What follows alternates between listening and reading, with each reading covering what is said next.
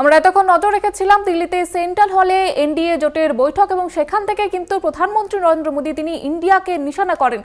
এনডিএর মহাবিজয়কে মানতে চায়নি বিরোধীরা, বিরোধীদের সমালোচনার জবাব দিয়েছে ইভিএম। দুদিন এমন চলছিল যেন আমরা হেরে গিয়েছি। এবারেও 100 আসন ছুঁতে পারেনি কংগ্রেস। 3 বার কংগ্রেসের মোট আসন এবারে এনডিএর থেকেও কম। আবার কটাক্ষ করলেন ইন্ডিয়া জোটকে, কটাক্ষ করলেন প্রধানমন্ত্রী নরেন্দ্র মোদী। এবং ক্ষমতা দখলের জন্য ইন্ডিয়া জোট তীব্র গতিতে গর্তে ঢুকে যাচ্ছে। এনডিএ নেতা নির্বাচিত হয়ে বিরোধীদের আক্রমণ করলেন নরেন্দ্র মোদী। আবারও ইন্ডিয়া জোটকে কটাক্ষ করলেন নরেন্দ্র মোদী। বিষয় আরো বিস্তারিতভাবে জানবো। টেলিফোন লাইনে রয়েছে বিশেষ প্রতিনিধি সুচন্দ্রিমা। এককভাবে সংখ্যাগরিষ্ঠতা না পেলেও কিন্তু নরেন্দ্র মোদীর গলায় এখনো আত্মবিশ্বাসের সুর। একদমই, দেখো, আত্মবিশ্বাসের সুর তো তাকে রাখতেই হবে, কারণ তিনি এবারে তৃতীয়বারের জন্য প্রধানমন্ত্রী হতে চলেছেন। তার শপথ গ্রহণ নিয়ে এনডিএর শরিকরা উৎসাহী, যদিও এই শপথ গ্রহণের দিন একবার পিছিয়েছে, আবারও দ্বিতীয়বার হবে কিনা এই আশঙ্কা কিন্তু তাকে হতাশ করছে। তাই কোথাও তার বডি ল্যাঙ্গুয়েজ নির্বাচনের আগে এবং নির্বাচনের পরে এই রাজনীতিকদের বডি ল্যাঙ্গুয়েজ দেখে কিন্তু অনেক কিছু বোঝা যায়। এবং নরেন্দ্র মোদীর গত দুদিন ধরে যে বডি ল্যাঙ্গুয়েজ, তার মুখের যে হাসি, তা কিন্তু পরিষ্কার বলেছে যে তিনি যথেষ্ট চিন্তার মধ্যে রয়েছেন তার এই শরিকদের দাবি দেওয়া। কারণ এক হচ্ছে দাবি পূরণ, সবকিছু মেনে নেওয়া, এবং সরকার গঠন করছে যাদেরকে নিয়ে তিনি, তাদেরকে কি মন্ত্রিত্ব দেওয়া হবে সেটা আগে থেকেই বলে দেওয়া, যেটা আমরা প্রত্যেকবার দেখে থাকি। কিন্তু এবারে কিন্তু এখনো পর্যন্ত সেই ছবি আসেন। আজকে সংসদ ভবনে শরিকদের নিয়ে বৈঠকও হয়ে গেল, কোন মন্ত্রিত্ব কাকে দেওয়া হবে সেটা পর্যন্ত এখনো পরিষ্কার নয়। আর মাত্র দুদিন বাকি, সেই দুদিনের মধ্যে কার্ড ছাপা, নিমন্ত্রণ পাঠানো, পত্র পাঠানো এবং সবকিছু প্রস্তুতি নেওয়া এতটা সহজ ব্যাপার নয়। এটার জন্য একটা দীর্ঘ সময় না হলেও অন্তত 4 থেকে 5 দিনের একটা ভালো সময়ের প্রয়োজন হয়। সেখানে এই দুদিনের মধ্যে এই প্রস্তুতিগুলোকে সেরে ফেলা, যে 8 তারিখ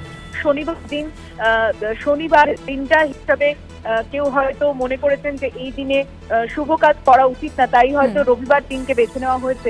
কিন্তু এরকম অনেক জল্পনা, এরকম অনেক কথা আওয়াজে শুধু ভাসতেই হবে না।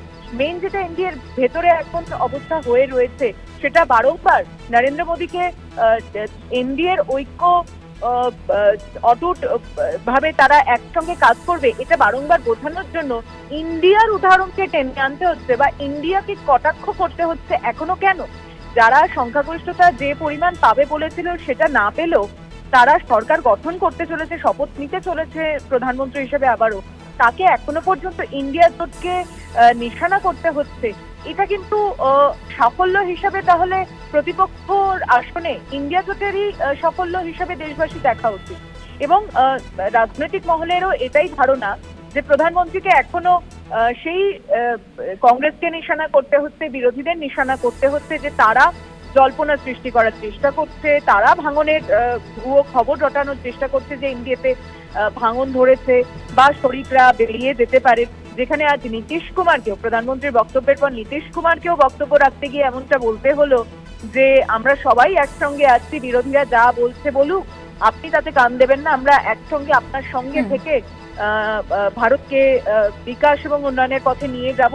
এই কথা নীতিশ কুমারকে বলতে হচ্ছে এবং বক্তব্যের শেষে তাকে প্রধানমন্ত্রীর পা ছুঁয়ে প্রণাম করতেও দেখা যায়। তাই রাজনীতিতে কখন কি হয় বলা যায় না। যেমন সত্যি বরিষ্ঠ ব্যক্তিরা যা বলে গেছেন, এটা সেই রকমই ফলছে যে কোন সময় কি হতে পারে সেটা এখনই টিয়া পাখি নিয়ে বসে ভবিষ্যৎবাণী করে দেওয়াটা সম্ভব নয়। কিন্তু যারা বিরোধী আসনে নিজেদেরকে বসানোর কথা ঘোষণা করে দিয়েছেন, অর্থাৎ মল্লিকার্জুন খাড়গের বাসভবনে সেদিনকে ইন্ডিয়া জোটের যে বৈঠক, তারপর কিন্তু তারা থেমে থাকেননি। গতকাল অভিষেক বন্দ্যোপাধ্যায়ের অখিলেশ যাদবের সঙ্গে দেখা করা, মাতশ্রী থেকে উদ্ধার ঠাকুরের সঙ্গে বৈঠক করা, সেই দুপক্ষই কিন্তু সচল রয়েছে এবং দুপক্ষই কিন্তু এখনো পর্যন্ত নিজেদের গুটিগুলো সাজিয়ে যাচ্ছে।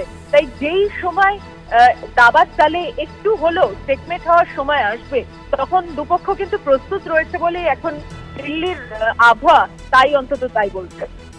ধন্যবাদ জানাবো সুচন্দ্রিমা।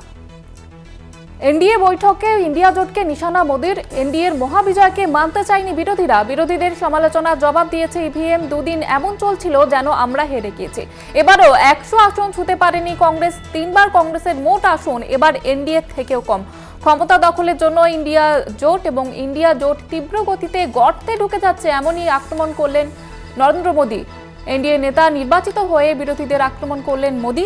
এছাড়াও তিনি বলেছেন আগামী 25 বছর ওড়িশায় উন্নয়নের জোয়ার বইবে, এমনকি দেশকে বদনাম করার চেষ্টা চলছে, এমনটা মন্তব্য করেন আজকে নরেন্দ্র মোদী।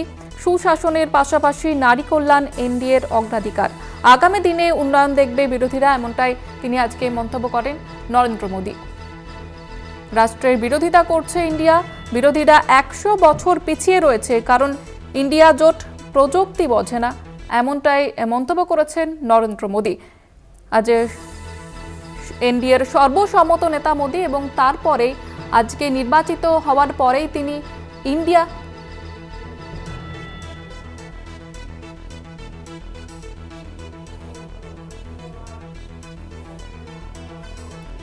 কংগ্রেস মুখপাত্র সৌম্য আইচ আমাদের সঙ্গে রয়েছেন। সৌম্যবাবু, আজকে এনডিএর বৈঠকে যেটা দেখা গেল, নরেন্দ্র মোদী তিনি কিন্তু ইন্ডিয়া জোটকে কটাক্ষ করলেন।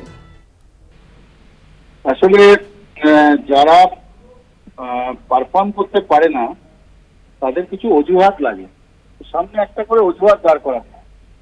ভারতবর্ষে আমাদের যেমন সংখ্যাগরিষ্ঠতা দেয়নি, ওনাকে তো সংখ্যাগরিষ্ঠতার ম্যান্ডেট দেয়নি। দুটো স্ক্রাচের ওপরে ভর করে সরকার চালাতে হবে, এখন দুটো রিমোট কন্ট্রোল ওনাকে চালাবে।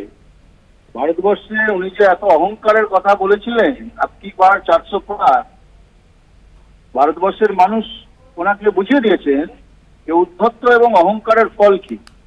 তো এখন উনি যত বেশি এইসব উদ্ধত্ত অহংকারের কথা বলবেন তত বেশি গাড্ডায় যাবেন, শুধু সময়ের অপেক্ষা। আর এরকম শপথ গ্রহণ, নেতা নির্বাচন হতেই থাকবে আগামী দিনে। রাজনীতি তো প্রেডিক্টেবিলিটি বলে কিছু হয় না, তো দেখা যাক, আমরাও অপেক্ষা করব। উনি বরঞ্চ উত্তর দিন, এক্সিট পোলের নাম করে শেয়ার বাজারের যে দুর্নীতিটা হয়েছে তাতে ওনারা কেন শেয়ার বাজারে ইনভেস্ট করতে বলেছিলেন, তার জন্য একটা জয়েন্ট পার্লামেন্টারি কমিটি করা হোক। হাজার হাজার কোটি টাকা মানুষের যে দুর্নীতি হয়েছে তাতে কি ওনারা যুক্ত? কারণ ওনারাই তো শেয়ার বাজারে, হোম মিনিস্টার বলেছিলেন নিবেশ করতে। কোন শিল্পপতিদের লাভ পাইয়ে দেওয়া হয়েছে সেটা নিয়ে তদন্ত হবে। এবারেও 100 আসন ছুঁতে পারেনি কংগ্রেস, এমনটাই কটাক্ষ করেছেন নরেন্দ্র মোদী। কি বলবেন এই বিষয়টা? তো আপনি তো পেয়েছেন, আপনি করে দেখান। খুব ভালো কথা। কংগ্রেসকে বিরোধী দল, এটা তো ন্যারেটিভ অ্যাডমিনিস্ট্রেট, সরকারি দলের কাজকর্ম না জিজ্ঞাসা করে মানুষ এখন বিরোধী দল কি করছে সেটা জিজ্ঞাসা করে। তো ওনাকে তো পারফরমেন্সের কথা বলতে বলা হয়েছে। উনি তো 10 বছরের প্রধানমন্ত্রী ছিলেন। ভারতবর্ষে 47 বছরে সব থেকে বেশি বেকার কেন? ভারতবর্ষে মাথাপিছু রোজগার কমেছে কেন? ভারতবর্ষে ক্ষুদ্র সঞ্চয়ের সুদ কমেছে কেন? 800টা ওষুধের দাম কমেছে কেন? এই উত্তরগুলো তো তাকে দিতে হবে যে কটা শিল্পপতিকে শুধু বড়লোক করেছেন। কিন্তু নরেন্দ্র মোদী বলছেন যে বিরোধীরা মানুষের মন বুঝতে অক্ষম। বিরোধীরা কি ওনাকে সরকারি এইসব নীতি নিতে বলেছিল নাকি? আদানি আম্বানির পকেট ভর্তি কি ওনাকে বিরোধীরা বলেছিল? ওনাকে কি বলেছিল এইসব কাজ করতে? দেশের অর্থনীতি তো ডুবিয়ে দিয়ে বসে আছে, বিরোধীদের কথা বলে লাভ কি? 84 টাকা 85 টাকা ডলার কিছু ভারতবর্ষের মুদ্রা নামতে নামতে এখানে গেছে, জবাব কে দেবে? উনি দেবেন নাকি বিরোধীরা দেবে? সরকার কে চালাচ্ছে? নরেন্দ্র মোদী না জো বাইডেন না রাহুল গান্ধী? বেশ, অনেক ধন্যবাদ জানাবো আপনাকে। কংগ্রেস নেতা সৌম্য আইচ রায় আমাদের সঙ্গে এতক্ষণ ছিলেন। তিনি কিন্তু নরেন্দ্র মোদীর এই কটাক্ষ করাকে পাল্টা আক্রমণ করলেন।